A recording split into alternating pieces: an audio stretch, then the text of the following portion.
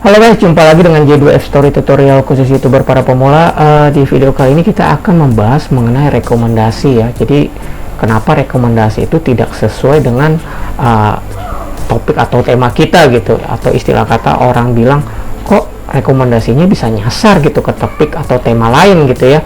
Misalnya topik kalian itu yang berhubungan dengan mobil, kok bisa ada hubungannya dengan makanan gitu, atau kalau misalnya topik kamu tentang game, kok bisa ada hubungannya dengan vlog gitu ya, kok rekomendasinya itu bisa nyasar ke sana gitu ya. Baik teman-teman, jadi untuk lebih jelasnya yuk kita coba cek aja dari ChatGPT gitu ya, kira-kira faktor-faktor apa aja sih kok rekomendasi seperti itu bisa berpengaruh kepada channel kita gitu ya teman-teman. Kita langsung aja ke TKP ya. Jadi di sini saya sudah berhubungan dengan ChatGPT ya. Jadi saya sudah pelajari dan ternyata di sini mengapa rekomendasi pada YouTube bisa tidak sesuai dengan tema channel. Jadi di sini rekomendasi pada YouTube ya menurut ChatGPT ya. Jadi rekomendasi pada YouTube didasarkan pada beberapa faktor, termasuk riwayat penonton, interaksi pengguna dengan video, dan algoritma pemrosesan data YouTube gitu. Karena algoritma ini didesain untuk mempelajari preferensi penonton dari aktivitas sebelumnya. Ini dapat menyebabkan rekomendasi video yang tidak sesuai dengan tema channel yang sedang ditonton. Jadi kata kunci di sini adalah yang berhubungan dengan riwayat penonton dan interaksi pengguna dengan video. Hal inilah yang menjadi salah satu ketidaksesuaian dengan tema channel yang sedang ditonton teman-teman. Jadi kalau misalnya kalian pernah seperti ini, ternyata kalian pernah nonton makanan gitu ya, tentang topik makanan, atau kalian pernah nonton tentang otomotif gitu ya, lalu kamu buat channel sebagai akun utama kalian untuk kreator gitu ya, akun kreator gitu ya, itu tidak lepas dari history teman-teman. Jadi itu bisa dikatakan bukannya nyasar sih teman-teman, jadi itu adalah berdasarkan dari riwayat penonton ya. Itu hal yang paling harus diperhatikan. Dan interaksi pengguna dengan video, artinya terkadang begini, kadang-kadang kan kalau kita habis nonton mainan atau kita nonton tutorial gitu ya, tiba-tiba anak kita dateng, dia kepencet gitu ya di YouTube, atau masuk ke mungkin konser atau musik gitu ya, tanpa disadari itu akan terekam oleh sistem YouTube sendiri gitu ya. Jadi riwayat penonton itu sangat berpengaruh terhadap akun channel utama kalian, apalagi kalau misalnya akun channel kalian yang udah lama gitu ya. Jadi riwayat penonton kalian atau riwayat kalian nonton itu masih terekam di dalam Gmail akun kalian, atau mungkin tersimpan di dalam sistem Google gitu ya. Oke, kita langsung masuk. Jadi di sini ChatGPT memberikan contoh. Misalnya, jika seseorang menonton beberapa video tentang mobil, nah ya ini topiknya tentang mobil nih. Kemudian rekomendasi video akan lebih condong pada topik mobil daripada topik lainnya.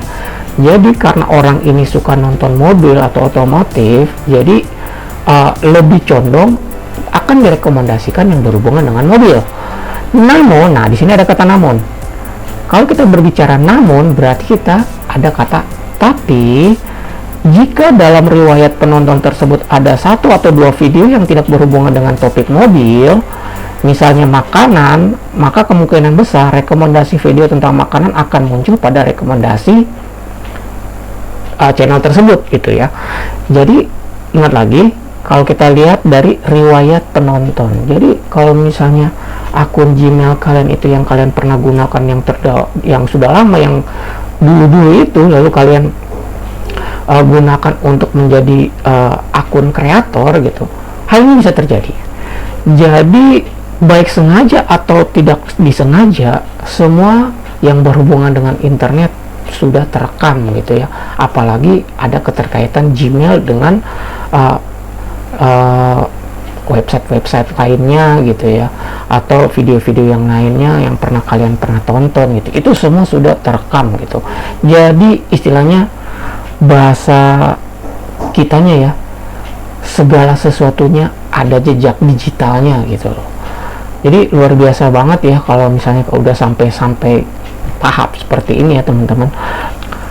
Selain itu, beberapa faktor lain yang dapat mempengaruhi rekomendasi video termasuk popularitas video, penonton target, pengaruh iklan, dan preferensi umum pada topik yang sedang populer. Jadi segala sesuatunya berhubungan dengan tren. Jadi kalau misalnya masa ini sedang tren konser gitu ya, jadi atau gini aja, kalau misalnya suasana lebaran gitu ya, jadi akan ada keterkaitan berhubungan dengan bersifat keagamaan gitu ya. Jadi kalau ada kaitannya dengan keagamaan, entah layar kita atau narasi kita atau background kita, secara tanpa kita sadari itu ada kemungkinan direkomendasikan oleh YouTube ya, tidak sesuai dengan topik kalian. Apakah itu salah? Tidak, itu tidak salah gitu ya. Karena mungkin ada faktor dari narasi atau ada faktor dari riwayat penonton atau riwayat penonton kalian gitu. Jadi gambarannya seperti itu ya teman-teman. Lalu karena itu, meskipun channel Anda memiliki tema jelas dan spesifik ya, karena itu meskipun channel Anda memiliki tema yang jelas dan spesifik, ada kemungkinan rekomendasi video pada YouTube dapat menampilkan video yang tidak selalu sesuai dengan tema channel tersebut. Jadi teman-teman, hal ini bukan berarti kesalahan gitu ya, atau sesuatu yang salah gitu. Itu tidak salah gitu. Kalau misalnya dikatakan nyasar, itu tidak nyasar gitu ya. Lalu saya coba untuk lebih dalam lagi ya, untuk mengenai hal rekomendasi yang tidak sesuai ini.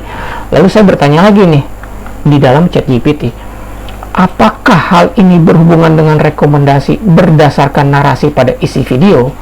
Lalu ChatGPT mengatakan, ya, rekomendasi. Nah, di sini katakan, ya, rekomendasi pada YouTube juga dapat dipengaruhi oleh narasi atau konten pada isi video.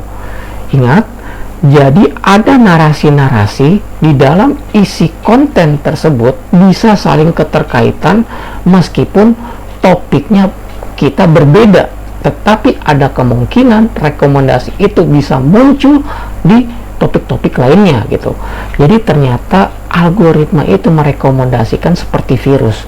Tidak selamanya kita berhubungan topik yang spesifik berupa tutorial, tidak selamanya yang berhubungan tentang musik, tidak selamanya yang berhubungan dengan mainan anak-anak atau game. Jadi rekomendasi itu berdasarkan isi konten atau narasi-narasi yang ada, dan itu terekam oleh sistem AI yang luar biasa ini ya. Jadi YouTube pun bisa merekomendasi ke tempat-tempat lain gitu ya. Ingat, berarti tidak nyasar ya. Oke, ingat ya, jadi ada dua, berdasarkan riwayat penonton, yang satu lagi berdasarkan penggunaan orangnya ya pada video tersebut gitu loh. Artinya saat kita nonton riwayatnya apa, atau mungkin secara tidak sengaja kita kepencet apa gitu ya, langsung kerubah gitu ya, kan ada ya, suka terjadi seperti hal itu ya teman-teman. Jadi itu secara otomatis itu akan terekam langsung oleh sistem robot YouTube gitu ya. Jadi hati-hati, inilah yang dikatakan jejak digital tidak akan bisa hilang. Jadi teman-teman, alangkah baiknya kalau kita berada di media sosial, jadilah baik. Karena apa? Segala sesuatu, apapun yang kita katakan, apapun yang kita lakukan di media sosial, termasuk itu baik like, komentar, apapun itu akan terekam, dan inilah yang disebut rekaman digital itu loh, yang sangat bisa dipelajari atau diketahui oleh ya anonimus, artinya para hacker gitu loh, karena riwayat penonton gitu loh, riwayat kitanya gitu loh. Jadi penggunaan media sosial teman-teman harus benar-benar sangat-sangat digunakan untuk hal yang positif. Kalau kalian menggunakan hal-hal yang negatif, otomatis akan terekam secara sistematis oleh sistem YouTube, terutama buat kita ya sebagai YouTuber ya. Oke, lanjut. Algoritma YouTube dirancang untuk mempelajari konten dari video dan mencari kata kunci atau topik yang sering muncul pada video tersebut. Berarti kalau kita berbicara kata kunci tidak lepas dari deskripsi, thumbnail, dan tagging. Oke? Jika video yang sedang ditonton oleh pengguna memiliki beberapa kata kunci atau topik yang sama dengan video lain yang berbeda tema, maka rekomendasi video yang tidak sesuai dengan tema channel bisa muncul. Jadi hati-hati dalam penggunaan deskripsi dan tagging juga ya. Jadi kalau misalnya isi kontennya apa, isi deskripsinya apa, taggingnya apa, atau keywordnya apa, berbeda-beda, dan hal inilah yang bisa berpengaruh terhadap algoritma, dan ini tidak diizinkan oleh tim peninjau YouTube ya, karena ketidaksesuaian dengan isi konten serta deskripsi dan thumbnail ya, atau yang bisa dikatakan tidak kesesuaian antara satu dengan yang lain, atau clickbait gitu ya, atau memberikan hal-hal yang palsu gitu ya, tidak sesuai dengan isi konten atau tema kita yang akan kita buat dalam sebuah konten video gitu ya. Contoh, nah seperti ini teman-teman. Misalnya jika sebuah video tentang musik memiliki kata kunci seperti konser, festival, dan penyanyi, maka rekomendasi video yang muncul pada rekomendasi dapat saja berhubungan dengan topik konser festival, meskipun channel tersebut mungkin berfokus pada topik musik tertentu seperti jazz atau klasik gitu ya. Jadi ini ada kaitannya dengan seperti yang saya katakan tadi. Berarti kalau misalnya ada narasi yang berhubungan dengan konser, festival, atau penggunaan deskripsi, tagging, ada kaitannya, walaupun tema kita itu musik klasik, tapi kita udah ada penggunaan bahasa konser, festival, tidak menutup kemungkinan YouTube atau sistem akan merekomendasikan ke topik yang tidak sesuai yang kita harapkan gitu ya, walaupun sebenarnya ada keterkaitan dari atau berdasarkan narasi-narasi yang Anda tuangkan dalam sebuah isi konten. Lalu di sini dijelaskan, namun tapi penting untuk diingat bahwa algoritma YouTube tidak sepenuhnya sempurna dan dapat membuat kesalahan dalam memberikan rekomendasi. Oleh karena itu, sebagai pengguna, Anda harus selalu berhati-hati dalam memilih video yang akan ditonton dan tidak hanya mengandalkan rekomendasi yang diberikan oleh platform tersebut. Artinya, di sini YouTube pun menjelaskan mengapa kita memiliki akun penonton. Ini loh yang dimaksud, agar untuk menonton video itu kita selalu harus berhati-hati dalam memilih video gitu, jadi memilah-milah, karena kita kontennya misalnya, kalau kita kan mau kolaborasi nih, oleh karena itu kenapa kita membutuhkan namanya akun penonton, agar seperti ini, agar rekomendasinya tidak kacau gitu ya. Oleh karena itu, kalau memang kita ingin mengkolaborasikan video kita sebagai tutorial misalnya, berarti bertemunya dengan tutorial juga, tidak boleh dicampur-campur, kecuali kalian mempunyai akun cadangan atau akun penonton untuk mengkolaborasikan atau untuk mempush, istilahnya merekomendasikan channel kreator kalian gitu ya, ke beranda-beranda, ke subscriber atau jangkauan yang lebih luas. Lalu di sini dikatakan, sebagai konten kreator, Anda juga dapat memperkuat tema channel Anda dan mengoptimalkan deskripsi, judul, dan tag video untuk membantu algoritma YouTube memahami topik yang sedang diangkat pada channel Anda dan memberikan rekomendasi yang lebih sesuai. Jadi ini memang deskripsi, seperti saya jelaskan tadi ya, deskripsi, thumbnail, dan tagging ya, itu sangat-sangat membantu ya untuk memahami bahwa algoritma itu jangan sampai salah gitu, bahwa isi kontennya sesuai, thumbnailnya sesuai, keywordnya juga sesuai, untuk taggingnya sesuai, hashtagnya pun sesuai. Jadi hal inilah yang sangat diharapkan oleh tim peninjau, adanya kesesuaian antara isi konten dengan deskripsi dan thumbnail serta tagging.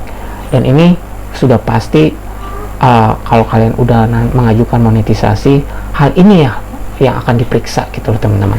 Oke teman-teman, lalu saya bertanya lagi nih, saya selalu lebih detail lagi nih, apakah dengan hal rekomendasi yang tidak sesuai ini berpengaruh dengan subscriber dan jam tayang YouTube? Oke, ini sangat penting teman-teman. Jadi di sini dikatakan, apakah dengan hal rekomendasi yang tidak sesuai ini berpengaruh dengan subscriber dan jam tayang YouTube? Lalu dikatakan seperti ini, rekomendasi video yang tidak sesuai dengan tema channel pada YouTube dapat mempengaruhi jumlah subscriber dan jam tayang video pada channel. Oke, ada pengaruh, ada efek berarti. Jika pengguna menemukan video yang tidak sesuai dengan tema channel yang diikuti, maka mereka mungkin tidak tertarik untuk berlangganan channel tersebut atau menonton video selanjutnya yang diunggah oleh channel tersebut. Jadi karena ketidaksesuaian topik atau tema, jadi orang yang tadinya suka nonton tutorial tiba-tiba ada muncul masakan, jadi berpengaruhnya orang tersebut nggak akan nonton masakan karena orang tersebut sukanya nonton tentang tutorial misalnya. Artinya algoritma yang dikaitkan gitu ya oleh berdasarkan riwayat penonton atau pengguna orangnya tersebut gitu ya, direkomendasikan, akhirnya sia-sia juga gitu. Walaupun muncul di beranda, tapi subscriber atau penonton itu nggak ngeklik gitu loh. Jadi pengaruhnya cuma di situ teman-teman ya, walaupun ada keterkaitan. Nah, hal ini penting. Hal ini dapat berdampak pada jumlah viewer dan jam tayang video pada channel. Jika channel tidak memiliki banyak subscriber atau penonton aktif, maka akan sulit mencapai target untuk penghasilan dari YouTube gitu loh ya. Jadi ini berpengaruh, misalnya subscribernya yang masih ya untuk pemula ya. Kalau misalnya untuk YouTuber pemula kan memang namanya subscriber juga kan lagi membangun fondasi gitu. Jadi memang kalau udah berbicara penghasilan dari YouTube ya artinya belum sampai ke sana gitu. Jadi ketika nanti perang sebenarnya adalah ketika kalian sudah monetisasi gitu, karena berhubungan dengan penghasilan. Jadi sangat berhati-hati sekali buat teman-teman yang sudah monetisasi dalam menonton video-video rekan-rekan atau termasuk dari bagaimana cara kalian mengkolaborasikan videonya. Kalau kalian menggunakan akun cadangan atau menggunakan akun kedua kalian gitu ya, usahakan harus dipisahkan dengan akun konten kreator gitu ya, jangan dicampur aduk karena ini berhubungan dengan algoritma dan itu dapat berpengaruh terhadap penghasilan YouTube kalau sudah kalian dimonetisasi. So buat teman-teman yang sudah monetisasi, sangat-sangat berhati-hati, pisahkan antara akun cadangan dan akun konten kreator dalam penggunaan device-nya. Oke ya teman-teman ya, paham sampai sini ya. Lalu selain itu, jika video yang diunggah tidak banyak ditonton, maka video tersebut tidak akan mendapatkan banyak uang dari iklan, dan hal ini juga dapat mempengaruhi penghasilan dari YouTube. Ya ini adalah salah satu faktornya tentunya. Karena apa? Karena yang muncul di beranda tidak sesuai dengan penonton harapkan gitu ya. Jadi itu mempengaruhi dari penghasilan YouTube ya. Namun tetapi perlu diingat bahwa rekomendasi video pada YouTube tidak hanya dipengaruhi oleh isi video saja, namun juga oleh faktor lain seperti interaksi dengan penonton, kualitas video, durasi, dan sebagainya. Oleh karena itu, agar channel dapat meningkatkan jumlah subscriber dan jam tayang video, perlu fokus pada kualitas video dan mengikuti praktik terbaik dalam optimasi channel dan video agar dikenali oleh algoritma YouTube dan mendapatkan rekomendasi yang tepat dari platform.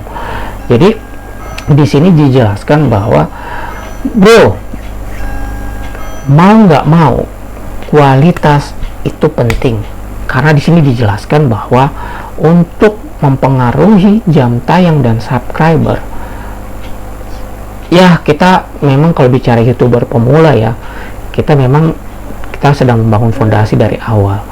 Tapi mau tidak mau kita ingin memuaskan penonton, kualitas itu perlu. Cobalah setiap saat, bukan setiap saat sih, maksudnya kalau kita sudah punya penghasilan, buatlah menjadi lebih baik lah dalam kita membuat sebuah konten video gitu ya. Jadi kalau punya alat-alat yang lebih memadai kan itu lebih baik ya. Jadi karena kualitas juga agar penonton puas kan. Kalau kualitas jelek atau walaupun ada nilai dan manfaatnya, kalau kualitasnya itu kayak burem gitu ya, banyak istilahnya banyak suara-suara gitu ya. Coba kita mesti pelajari hal ini gitu ya, agar supaya nanti kedepannya itu selalu semakin lebih baik gitu ya untuk kualitas video kita gitu ya teman-teman. Jadi kita tidak bisa memaksakan ya, karena kita memiliki dari latar belakang yang berbeda, faktor ekonomi pastinya kalau kita udah berbicara kualitas ya teman-teman. Meskipun ada manfaat dan nilai di dalam isi konten tersebut. Tidak menutup kemungkinan penonton tetap akan melihat berdasarkan kualitas video. Oke teman-teman, jadi setelah saya pelajari tentang rekomendasi yang tidak sesuai, inilah yang saya gali ya. Jadi saya bisa sharing ke teman-teman untuk hal yang berhubungan dengan rekomendasi yang tidak sesuai dengan topik kalian. Bukan berarti itu nyasar, tetapi itu adalah salah satu riwayat dari akun kita gitu, atau riwayat sesuatu yang kita lakukan di masa lalu gitu ya. Karena apalagi kalau itu akunnya lama ya. Dan kedua adalah penggunaan kita pada saat kita menonton video. Jadi ada dua tipe kata kuncinya ya. Jadi kalau misalnya kita balik lagi di awal, jadi kata kuncinya di sini, riwayat penonton dan interaksi pengguna dengan video. Jadi ada dua ini yang paling penting yang mempengaruhi rekomendasi tidak sesuai.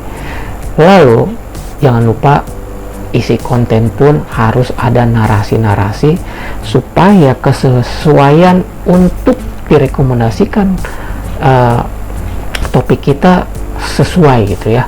Jadi nggak lari kemana-mana gitu ya. Narasi itu berpengaruh sekali rekomendasi, sehingga tepat sasaran lah istilahnya. Jadi dilengkapi lagi dengan deskripsi, thumbnail, dan tagging gitu ya. Jadi itu aja teman-teman yang bisa saya sharing kepada teman-teman ya, karena tema ini adalah berhubungan dengan rekomendasi karena ketidaksesuaian dengan channel topik kita. Jadi teman-teman coba pelajari lagi, diingat-ingat kembali agar di kemudian hari sebagai konten kreator atau teman-teman YouTuber pemula kalau ingin bertanya soal rekomendasi, inilah jawabannya yang saya temukan di ChatGPT ini gitu. Karena ChatGPT ini adalah berbagai sumber informasi yang bisa kita dapatkan secara tersistem. Baik teman-teman, terima kasih. Buat YouTuber pemula, tetap semangat selalu dan sukses selalu untuk mengejar 1000 subscriber, 4000 jam tayang. Jangan patah semangat, jangan muntaber. Ingat kata Bang Insan Tutur bilang, lakukanlah apa yang baik, tetap berjuang dan usahakan tetap semangat, konsisten lah. Intinya adalah konsisten. Jika ada teman-teman atau ada pertanyaan, bisa cantumkan kolom komentar di bawah, nanti saya akan tanggapi. Terima kasih teman-teman, salam dari saya J2F Story, tutorial khusus YouTuber para pemula. Salam sehat selalu dan sukses. Bye.